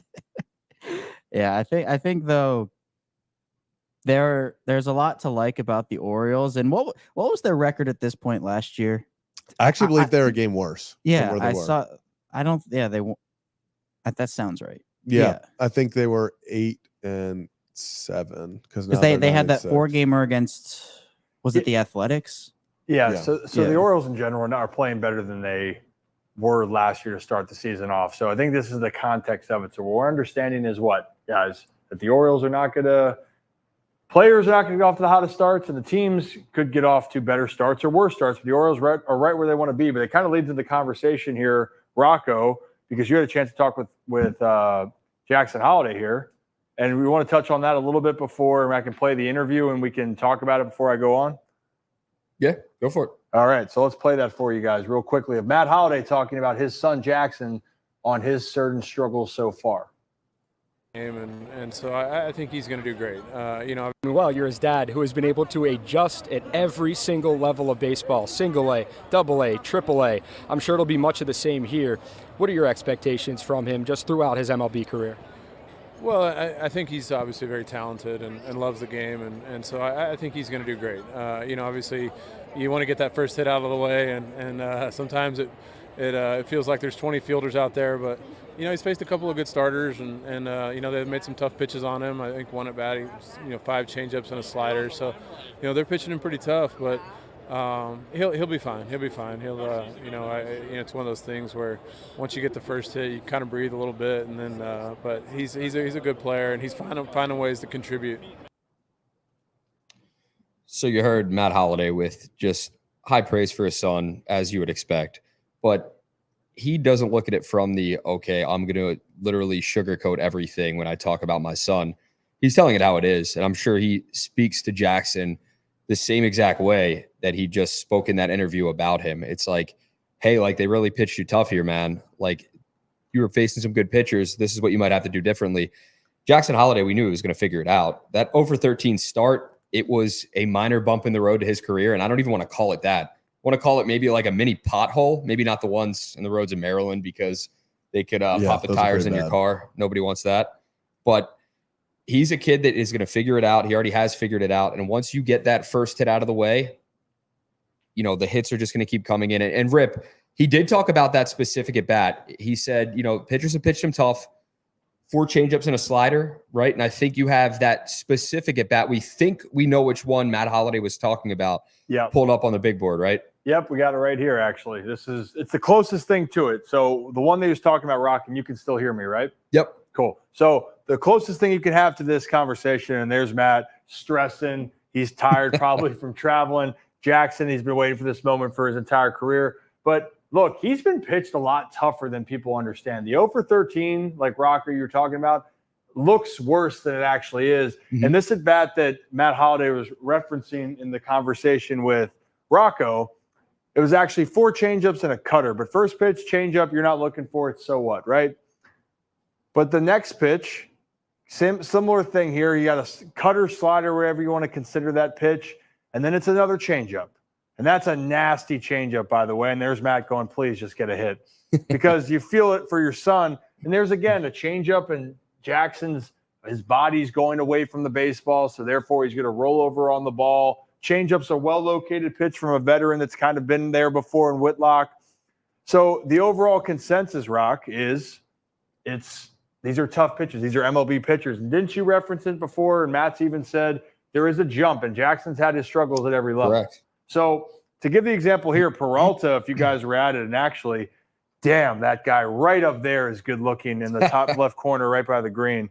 But so Peralta was shoving on Friday night for the Brewers. They took it to the Orioles. They took him behind the woodshed, and then the rest is history. But this is what happens when you're facing some of the best in the world. You're not going to always have the best results. This is a first pitch slider to Jackson, right? And I'm thinking to myself, that I don't know where the box is, but that's a border pitch. It's not one you want to swing at, right? Strike one. Then you want to have an aggressive swing. He swings at this fastball out of the zone, right? But that's still a really good swing, good pass, fouls it off. But then what I love with Jackson, with everything he's done, it's not like he wasn't battling. He battled back to a ton of 3-2 counts throughout his 0 for 13 to start the season. So that was encouraging. The only problem is that when he needed to, put the ball in play or have that quote unquote hit, the pitchers made a better pitch. I mean, this slider on a 3-2 pitch in your first home game in Baltimore against the Brewers ace, in my opinion, in Peralta, I mean, that's perfect. That's a perfectly located spot. That's called welcome to the big leagues. That type of location, that type of slider, and that type of situation, especially with the Brewers leading 4-0. And that's a lot that Jackson's going to learn. But again, competitive at bat, right? But then if we're going back to the game where he got his first hit on Sunday with Ray on the mound here, I'm looking at some of these pitches. Again, good location. He's trying to be aggressive. It happens. You can say he's swinging out of the zone, but they're close enough to swing it. And then when he does miss it, he's fouling it right back. So for people to understand, like, again, that curveball drops in. So when you see that, right, if that was me, you can bet your bottom dollar I'm swinging at that pitch, but it's looping up there and it's a hittable pitch looking like these aren't mistake pitches that they're leaving out over the plate for Jackson for the most part. They're located on the corners or in, and yes, he's expanding a little bit, but it's not like, oh, here's a gimme pitch. He's going to hit this and hit a tank like they make more mistakes in the minor leagues, right? So as we continue to progress this, the other part is that Jackson found himself getting down 0-2. But again, when you're a rookie and you have a pitcher or pitchers that are locating this well, that's an adjustment from AAA that's different, is now that they will pinpoint more of these more specifically. It's not going to be all the time, but especially I feel like it's a phenomenon. You guys ever feel like when things go wrong, things just continue to go wrong? And you're like, why does this happen? I just stepped in a puddle, or I got a parking ticket, which I've gotten plenty of those here outside the studio, by the way. But for Jackson, it just felt like, man, I feel like I can hit these pitches, but are these actually strikes? And you're seeing that this is right on the border. That's a really good pitch. And then it doesn't help when the umpire expands the zone. So even when you're young and you get a called strike that's well outside there, and actually know that umpire back there, he's a nice guy, but like I told you, you don't like any umpires because they make calls like this. That doesn't give Jackson a chance, right? So when Jackson's had a lot of moments where he had borderline pitches that went against him, where he had some really tough assignments early on. And that's just a part of you trying to figure yourself out. But then here's the moment everyone was waiting for. He gets a 99-mile-an-hour pitch that actually is probably his best pitch he's seen in a while. That's middle in, gets the bat head to it. Everyone can breathe. Everybody can breathe. Matt Holliday can relax as well because, Rock, as we've heard him say, he stresses more being a parent now on the other side. Yeah, you would think, because that's your dad and you want your kid to succeed the way you succeeded throughout your MLB career. And Matt Holliday, he said that, we share the same hobbies, and that's great through the game of baseball. It's so cool, man, because he could have, he's a dad that's proud of all of his kids, as he should be.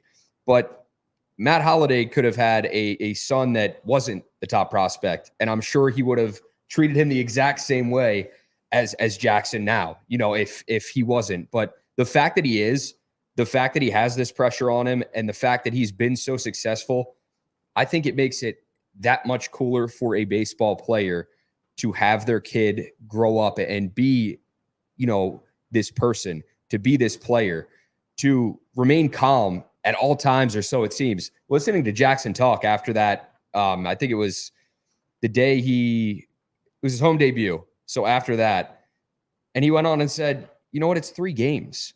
He puts things into perspective, and people were commenting. They're like, this kid is so mature. And we have to remember, he is still a kid at 20 years old. But you know what? He doesn't act like a kid. He's very mature. He's married, number one. He acts like a grown adult for how mature he is in the clubhouse, the way he approaches everyday life. You love that. As a fan, as a person, you want to root for Jackson Holliday because of the way he carries himself. So it's great to see. His dad's a great person, by the way. I don't want to ramble here, but seeing Matt Holliday during that interview after I went up and asked him, I swear to you guys, I was up in the press box and I looked down, and that line, he was about 13, 14, 15 rows up. Him and Ethan both signed every single piece of memorabilia for every single kid. And that line was from row 13 or 15 or whatever, all the way down to the dugout. Signed everything, did the interview. That's the type of family the Holidays are. That's the type of family that I root for. I'm sure you guys do as well. And that this fan base can get behind and, latch onto as well. So it's great to see. Yeah, no doubt about it. And I think it's fair to say he's a really good kid. The Holidays are good kids. And he's 20 years old. They have the right foundation. I even talked to my dad more extensively about it. And when we had him on the show, if you guys didn't see that interview, by the way, go back and check it out on our channel and check out Rocco's page as well. You're going to see everything that we're talking about. They are as authentic as they can come. And then they're also a fantastic baseball family. But let's get you prepared because the Twins and Orioles are about to have first pitch or right around now. We talked a little bit yesterday about the Twins and that they're having some struggles. Well, this is runs per game, and this is actually when I pulled it up the day before. The Orioles were sitting at 8th in all of Major League Baseball, averaging over 5 runs a game. Minnesota's all the way at the bottom. They might have dropped to 27th, actually, if we're being specific. So that's kind of the reality of the situation here. So if you can't see it down here, don't worry. Minnesota's all the way down here. And while Baltimore sits at 8th, their offense is trying to get going. On the other part of it, though, and I just went by it because I made it too quick. Heel cinnamon. There we go. The thing that the Twins continue to do well is they pitch the ball well, right? So they are still one of the top teams ERA-wise. They're better than Baltimore right now after the rough series against Milwaukee, dropped to 14. And so Minnesota 3.54, that's something that they did last year. That's something that they had success with. And this is courtesy of the MLB Ranks page. It's one of my favorite pages to go and look at to give context. And bullpen-wise, their bullpen gave up a couple runs yesterday that dropped them out of the number 1 spot. I think they now sit as the 3rd best ERA in all of baseball coming out of their bullpen. And that's something that the Orioles have had the biggest strength towards right now is being able to get to opposing teams' bullpens.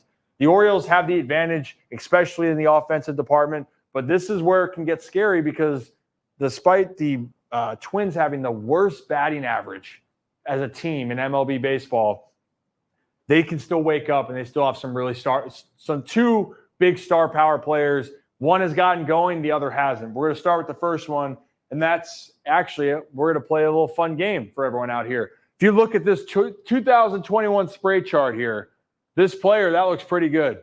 Spraying the ball across the field. And I'm actually going to show you the next couple of years, and I'll let you guys guess. Oh, it went too dang quick because there we go. There's 2022. Still pretty solid. Could have been better.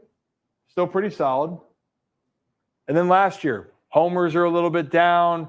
Maybe not the exact production you fully wanted. A lot more pulled balls, actually, right? The success was being pulled. Anyone want to take a guess, guys?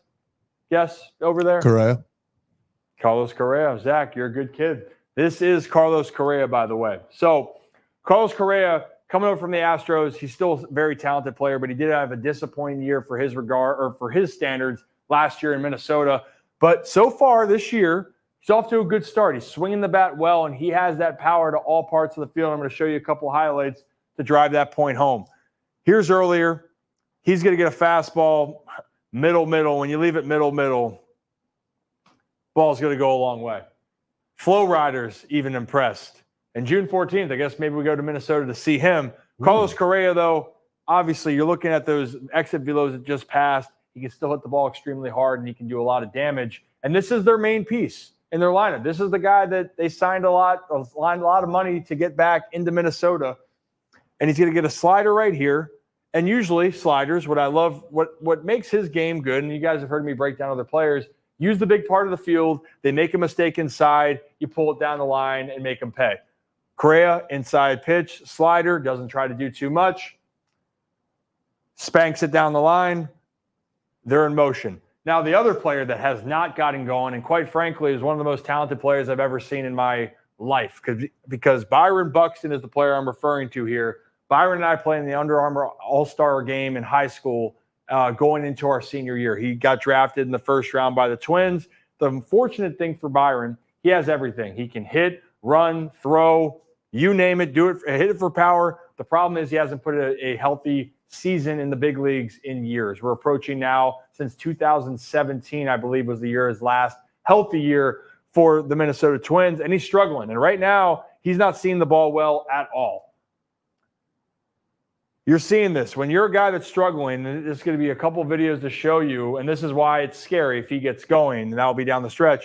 But that's a pitch right down the middle, 2 strikes. When you're not seeing the ball well, you're not picking it up, you're taking pitches that fans are pulling their hair out. I can't do that. But fans are going, why aren't you swinging at that? Imagine you're in the box, and for some reason, you're either feeling not confident, and all of a sudden, you feel like you got to stop because you can't see where the ball's going, and you freeze up constantly. It might seem like a phenomenon, but it happens to a lot of the best players. That's when they slump. They get so in their head, and they can't see the ball come out properly. Austin Hayes is probably another example of that, but I'd make the case Austin Hayes has actually had some good swings, but hasn't put it all together as well.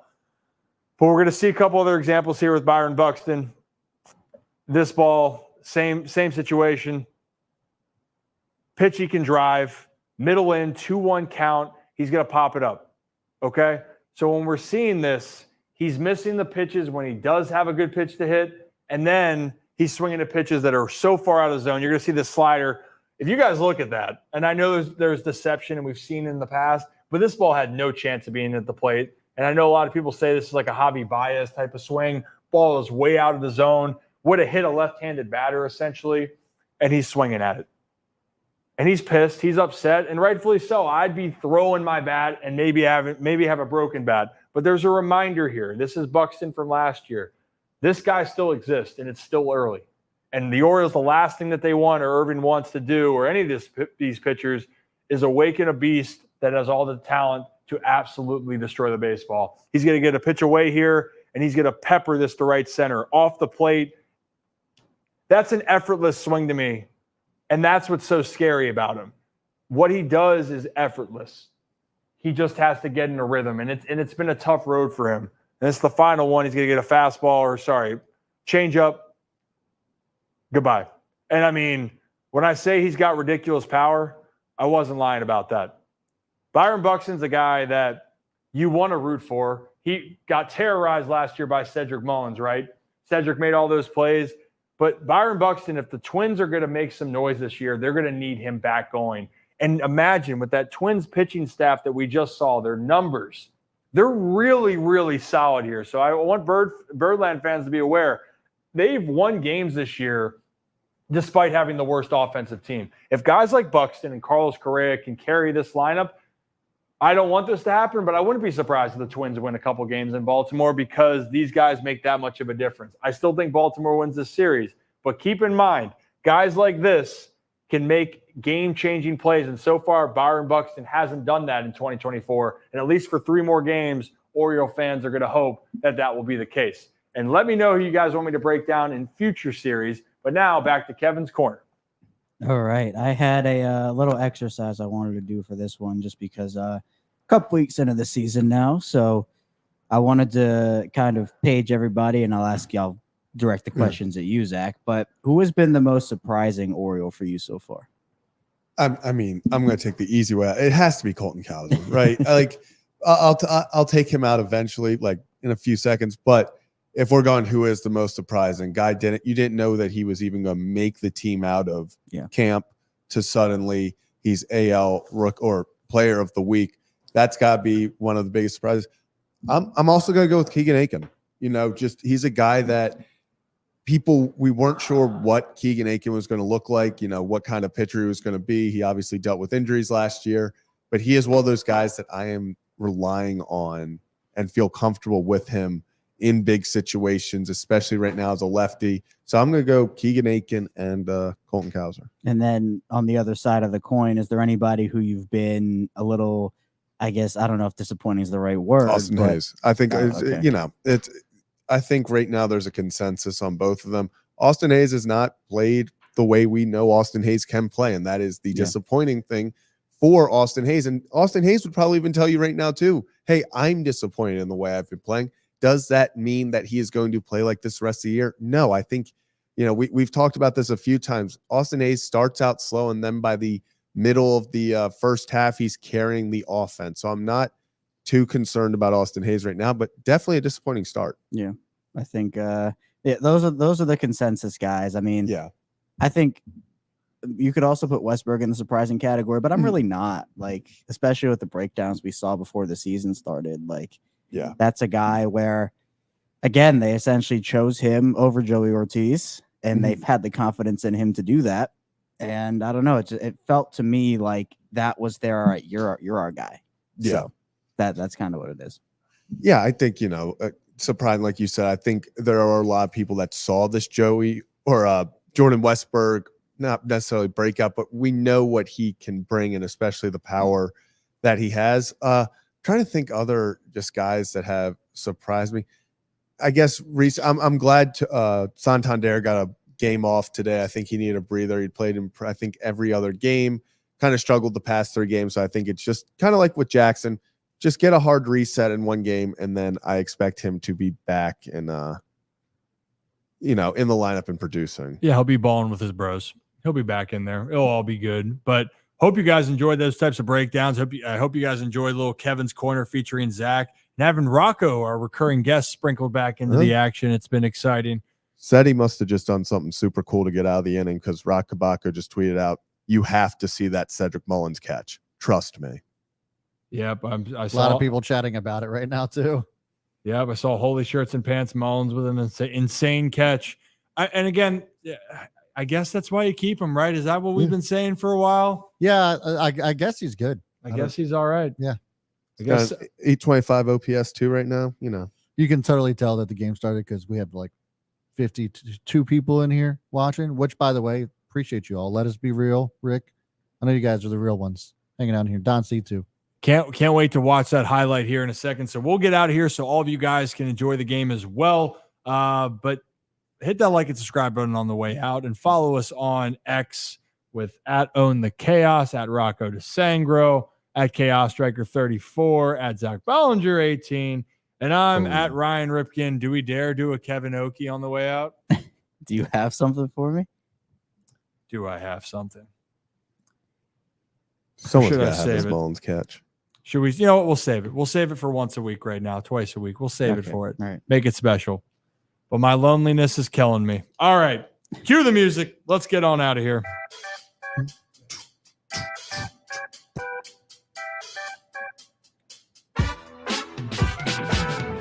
All right, everyone. That does it for this episode of the Ryan Ripken Show. As always, have a day, have a night. We will be back on Thursday for a brand new episode. And make sure you check your notifications, because a special interview is coming out tomorrow night.